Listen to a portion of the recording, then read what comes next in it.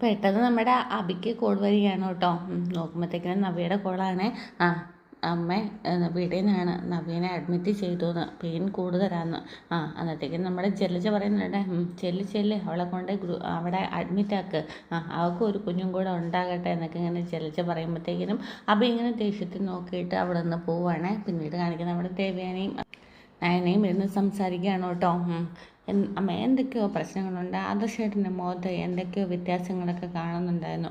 അത് തന്നെയല്ല, ഇപ്പോൾ ആണെങ്കിൽ നവ്യേച്ചിക്ക് പെയിൻ കൂടിയിട്ട് ആശുപത്രി കൊണ്ടുപോകാനായിട്ട് ഇരിക്കുകയാണ്. ആ സമയത്ത് ഇങ്ങനെ ഒരു സംഭവം പറഞ്ഞു കഴിഞ്ഞാൽ എന്താവും അവസ്ഥ എന്ന് എനിക്കറിയത്തില്ല എന്നൊക്കെ ഇങ്ങനെ പറയുമ്പോഴത്തേക്കിനും നമ്മുടെ ദേവയാനി പറയുന്നുണ്ട്, ഇപ്പോൾ ഇത് ആരോടും പറയണ്ട, വീട്ടിലോടും വിളിച്ച് പറയണ്ട, നവ്യയോടും പറയണ്ട, ആരോടും പറയണ്ട എന്ന് പറയുമ്പോൾ നമ്മുടെ നയന ഇങ്ങനെ തലയായിട്ട് വേണേ. നമ്മുടെ ദേവയാനിയും നയനയും ഇങ്ങനെ സംസാരിച്ചുകൊണ്ടിരിക്കുമ്പോഴത്തേക്കിനും പെട്ടെന്ന് അഭി വരുന്ന ദേവയാനി കാണുന്നുണ്ട്. ആ മോൾ അങ്ങോട്ടേക്ക് മാറി നിൽക്കുന്നു പറയുമ്പോഴത്തേക്കിനും നമ്മുടെ നയന ഓടിപ്പോയി പാത്ത് നിൽക്കുന്നുള്ളൂ കേട്ടോ. നീ എവിടെ പോവാണെന്ന് ചോദിക്കുക. അന്നേരം പറയും, നവ്യക്ക് വേദന ഇളകിയിട്ടുണ്ട്, പെയിനാണ്, ഞാൻ ഹോസ്പിറ്റലിൽ കൊണ്ട്, വേദന കൂടുതലാണെങ്കിൽ ഹോസ്പിറ്റലിൽ കൊണ്ട് ആക്കിയിട്ട് വരാമെന്നൊക്കെ പറയുന്നുണ്ട്.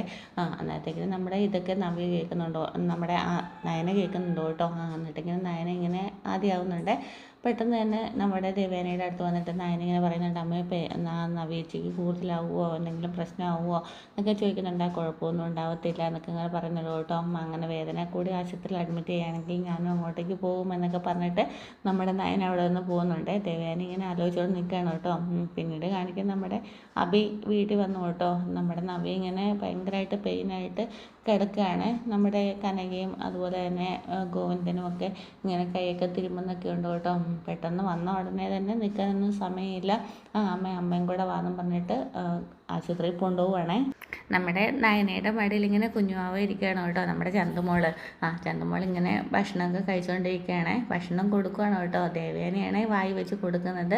അപ്പോഴത്തേക്കിനും രണ്ടാളും കൂടെ എല്ലാവരും സന്തോഷത്തിലാണ്. മോളുമാണ് ചിരിച്ചുകൊണ്ടൊക്കെ ഇരിക്കുന്നുണ്ട് കേട്ടോ. അപ്പോഴത്തേക്കിനാണ് നമ്മുടെ ജലജ സ്റ്റെപ്പ് ഇറങ്ങിയിട്ട് ഇങ്ങനെ വരുമ്പോഴത്തേക്കിനും ഇങ്ങനെ ഭക്ഷണം വാരി കൊടുക്കുന്നതൊക്കെ കണ്ടിട്ട് കലിപ്പിൽ ഇങ്ങോട്ടേക്ക് വരികയാണേ.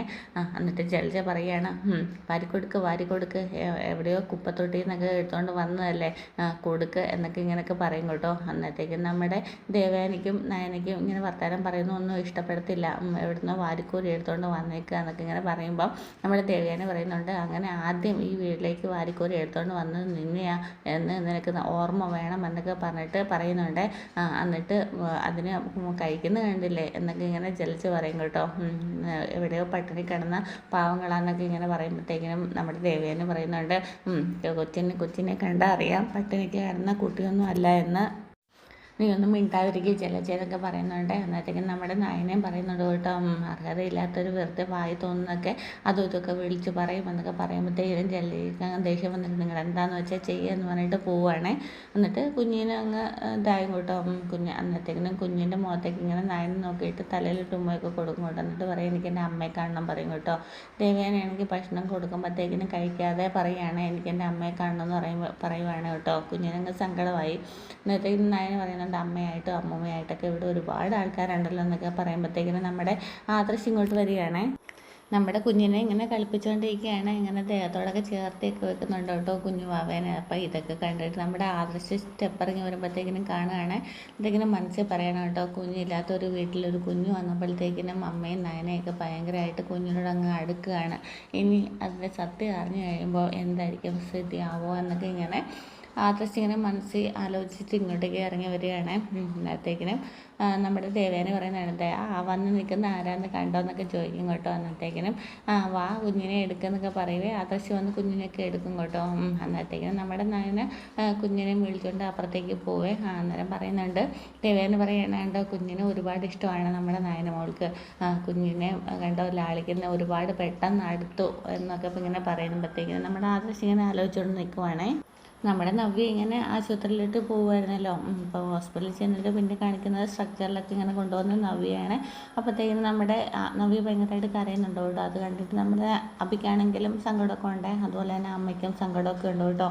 എന്താണെങ്കിലും നമ്മുടെ കനക പറയുന്നുണ്ട്, അഭിമാനെ സങ്കടപ്പെടുകയൊന്നും വേണ്ട, സാധാരണ പെണ്ണുങ്ങൾക്ക് ഉണ്ടാകുന്ന വേദനയൊന്നും നമ്മുടെ നവിക്ക് ഉണ്ടായിട്ടില്ല, അതുകൊണ്ട് സങ്കടപ്പെടുകയൊന്നും വേണ്ട എന്ന് പറയുമ്പോഴത്തേക്കിനും അഭി പറയുന്നുണ്ട് കേട്ടോ.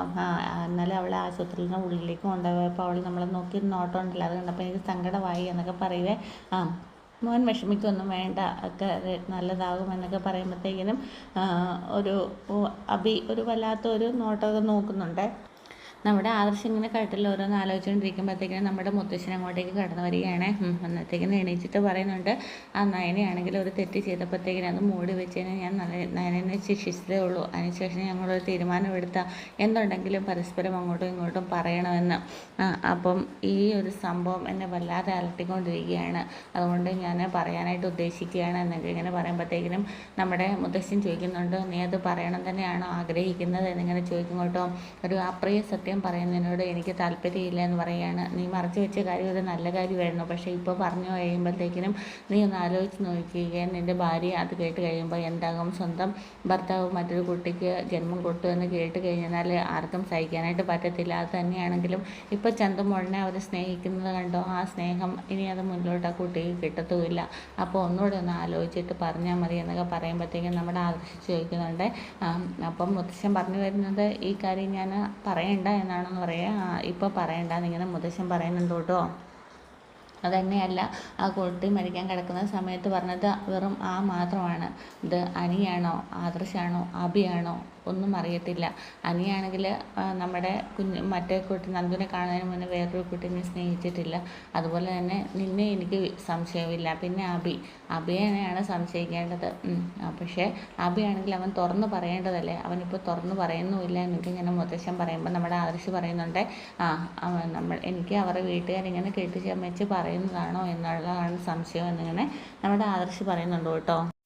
നമ്മുടെ നന്ദു ഇങ്ങനെ ഡ്രസ്സൊക്കെ ഇട്ടിട്ട് ഇങ്ങനെ ഇരിക്കുക കേട്ടോ. നമ്മുടെ അനി വരുമ്പോഴത്തേക്കിനും ഡ്രസ്സൊക്കെ മേടിച്ച് കൊടുത്തിട്ടുണ്ടായിരുന്നല്ലോ, അതൊക്കെ ഇട്ട് കഴിഞ്ഞപ്പോഴത്തേക്കും ഇങ്ങനെ മനസ്സിലാലോചിക്കുകയാണ്, എന്തൊരു കറക്റ്റാണ്, എത്ര പാകത്തിനായിട്ടുള്ള ഡ്രസ്സ് അവൻ എടുത്ത് തന്നേക്കുന്നത് എന്നൊക്കെ ഇങ്ങനെ പെട്ടെന്ന് ആലോചിച്ച് സന്തോഷത്തോടെ ഇരിക്കുമ്പോഴത്തേക്കിനാണ് പെട്ടെന്ന് നമ്മുടെ ദേവയാനി വന്നിട്ട് പറയുന്നത് കേട്ടോ. അനിനെ നീ മറക്കണമെന്ന് പറയുന്നതും അനിൻ്റെ ജീവിതത്തിൽ നിന്ന് പോകണമെന്ന് പറയുന്നതൊക്കെ ഇങ്ങനെ നന്ദു ഓർക്കുവാണ്. പെട്ടെന്ന് തന്നെ ഇങ്ങനെ മുഖമൊക്കെ മാറുകയാണ് കേട്ടോ. അന്നേരത്തേക്കിനാണ് ഒരു ബെല്ലടിക്കുന്നത് കേട്ടോ. നോക്കുമ്പോഴത്തേക്കിനും അനിയുടെ കോളാണ്. അവനെപ്പറ്റി ആലോചിച്ചുകൊണ്ടിരുന്നതേ ഉള്ളൂ. അപ്പോഴത്തേക്കിനും അവൻ്റെ കോള് വന്നൊക്കെ പറഞ്ഞിട്ട് ഇങ്ങനെ ഫോൺ എടുക്കും കേട്ടോ. അപ്പം നമ്മുടെ അനി പറയുന്നുണ്ട്, ഫോണൊന്നും എടുത്തല്ലോ എന്നൊക്കെ ഇങ്ങനെ പറയുവേ. എന്താ നീ എന്നെ ഇങ്ങനെ വിളിക്കല്ലേ എന്നൊക്കെ പറയുമ്പോഴത്തേക്കിനും, അതെ ഞാനിപ്പോൾ വിളിച്ചത് എൻ്റെ കാര്യം പറയാനല്ല, നീ അറിഞ്ഞു അവിടുത്തെ കാര്യങ്ങൾ എന്നൊക്കെ ചോദിക്കും കേട്ടോ. അന്നത്തേക്കിനും എന്ത് പറ്റിയെന്ന് ചോദിക്കുക. നവീച്ചിനെ ഹോസ്പിറ്റലിൽ കൊണ്ടുപോയിരിക്കുകയാണ്, ഇന്ന് കുഞ്ഞുണ്ടാവാൻ ചാൻസ് ഉണ്ട് എന്നൊക്കെ ഇങ്ങനെ പറയുന്നുണ്ട് കേട്ടോ. അപ്പോഴത്തേക്കിനും സന്തോഷമൊക്കെ ആവുന്നുണ്ട്. അതിനുശേഷം പറയുന്നുണ്ട്, നവീച്ചിക്ക് കുഴപ്പമൊന്നുമില്ല, എൻ്റെ കാര്യങ്ങളാണ് പ്രശ്നത്തിലായിരിക്കുന്നത്. നീ ഒരു ദിവസം ഫോൺ വിളിച്ചില്ലെങ്കിൽ പോലും എൻ്റെ ഒരു ദിവസം കോളമാകുന്ന അവസ്ഥയിലൂടെ ഇപ്പോൾ കാര്യങ്ങളൊക്കെ പോയിക്കൊണ്ടിരിക്കുന്നത് എന്നിങ്ങനെ അനി പറയുകയാണേ. എന്താ നീ പറയുന്നത്? നിനക്കൊന്നുകൂടെ കോൺസെൻട്രേഷനൊക്കെ ചെയ്തുകൂടെ? നീ ഇപ്പം മിക്കവാറും അഭിയെപ്പോലെ ആകും. അഭിയേട്ടനാണെങ്കിൽ ജ്വല്ലറിയിലാണെങ്കിൽ പ്രശ്നം കാണിച്ചതുകൊണ്ടാണ് ജോലിയിൽ നിന്നൊക്കെ തരം താഴ്ത്തിയത്. അപ്പം നിന്നെ അവിടെ നിന്ന് നോക്കിയിട്ട് തരം താഴ്ത്തു എന്നൊക്കെ പറയുമ്പോഴത്തേക്കിനും എനിക്ക് വലിയ പേടിയൊന്നുമില്ല. അങ്ങനെ ആക്കുകയാണെങ്കിൽ അങ്ങനെ ആക്കട്ടെ, ഞാൻ എൻ്റെ ഫ്രണ്ട്സിൻ്റെ കൂടെ ഡെലിവറി ബോയ് ആയിട്ടൊക്കെ നടക്കും എന്നൊക്കെ ഇങ്ങനെ നമ്മുടെ അനി പറയുകയാണ്. എന്താ അനി ഇങ്ങനെ പറയുന്നുണ്ട് കേട്ടോ. നിന്നെ ശല്യപ്പെടുത്തുന്നുണ്ടെന്ന് നിനക്ക് തോന്നുവാണെങ്കിൽ നീ എന്നെ അറസ്റ്റ് ചെയ്യുക, എന്നെ പോലീസ് സ്റ്റേഷനിൽ കൊണ്ടുപോകാനായിട്ട് ജയിലിലേക്കും പറഞ്ഞു വിടുക. അന്നത്തേക്കിനും നിനക്ക് സമാധാനമാവുമല്ലോ. എന്നാലും ഈ ശല്യത്തിനൊരു കുറവുണ്ടാകാൻ പോകുന്നില്ലെന്നൊക്കെ പറഞ്ഞിട്ടാണ് നമ്മുടെ അനി ഫോൺ കട്ട് ചെയ്യുന്നത്. എന്നിട്ട് നമ്മുടെ ആദർശ അബി ഇങ്ങനെ വന്നതെന്ന് പറഞ്ഞിട്ട് നമ്മുടെ അബിനെ കൂട്ടിട്ട് പോകുന്നുണ്ട്. അവളത്തേക്കിനും ഇങ്ങനെ ചോദിക്കുന്നുണ്ട്, നീ അച്ഛനോടും അമ്മയോടും ഒന്നും പറഞ്ഞൊന്നുമില്ലല്ലോ എന്നൊക്കെ ചോദിക്കുമ്പോഴത്തേക്ക് എനിക്ക് പറയാൻ പറ്റുമോ ആദർശേട്ടാന്നൊക്കെ ചോദിക്കുന്നുണ്ട് കേട്ടോ അബി. അപ്പോഴത്തേക്കിന് നിങ്ങളുടെ നവിയുടെ ഹസ്ബൻഡ് ഇങ്ങനെ വിളിച്ച് ചോദിക്കുമ്പോഴത്തേക്കിനും നമ്മുടെ അബി ഇങ്ങനെ മനസ്സിൽ പറയുകയാണ്, ദൈവമേ ആ കുട്ടിക്ക് അമ്മയ്ക്കും എന്തെങ്കിലും പ്രശ്നമായി എന്ന് പറയണേ നിങ്ങളുടെ മനസ്സിൽ വിചാരിക്കുമ്പോഴത്തേക്കിനും നമ്മുടെ സിസ്റ്റർ അവിടെ നിന്ന് വിളിച്ച് പറയുകയാണേ, ഗുഡ് ന്യൂസ് ഉണ്ട്, ഭാര്യ പ്രസവിച്ചു, ആൺകുഞ്ഞാന്ന് പറയും കേട്ടോ. അപ്പോഴത്തേക്കിനും എല്ലാവർക്കും ഭയങ്കരമായിട്ടങ്ങ് സന്തോഷമാവുകയാണ്. നമ്മുടെ നായനയ്ക്കും അതുപോലെ അമ്മയൊക്കെ ഭയങ്കരമായിട്ടങ്ങ് സന്തോഷിക്കുമോ കേട്ടോ. നമ്മുടെ ആദർശം ഇങ്ങോട്ട് ഓടി ചെല്ലുവാണേ. എന്നിട്ട് അമ്മയും പുറകെ പോകുന്നുണ്ട് കേട്ടോ. എടാ നീ ഭാഗ്യവാനാ, അനന്തപുരിയിൽ ആദ്യമായിട്ട് അച്ഛനായത് നീയാന്നൊക്കെ ഇങ്ങനെ പറയും കേട്ടോ. നീ പോയി സ്വീറ്റ്സ് മേടിച്ചുകൊണ്ട് വരാൻ പറയേ.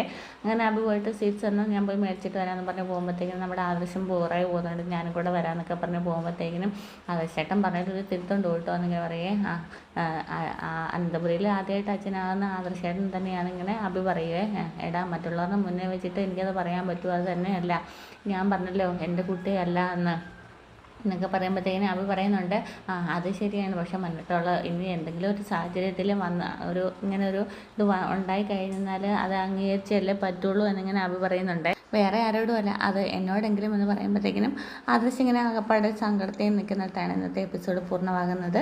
അപ്പോൾ ചാനൽ ഇഷ്ടമായെങ്കിൽ സബ്സ്ക്രൈബ് ചെയ്യാനും ഷെയർ ചെയ്യാനും കമൻറ്റ് ചെയ്യാനും മറക്കരുത്. Okay, thanks for watching.